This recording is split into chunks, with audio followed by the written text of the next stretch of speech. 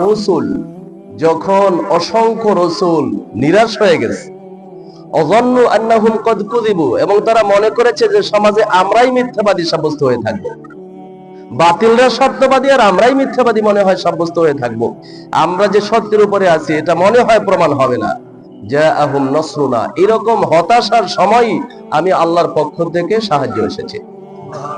আপনারা তো এই হাদিস শুনেছেন, নবীজি কাবার পাশে হেলান দিয়ে বসা চাদরে হযরত খাব্বাব রাদিয়াল্লাহু আনহু এসে বলছেন, আলা তাস্তানসিরু লানা আলা তাদউল্লাহ লানা, আপনি কি আমাদের জন্য একটু দোয়া করবেন না, সাহায্য চাইবেন না, আমরা আর কত মার খাইবো।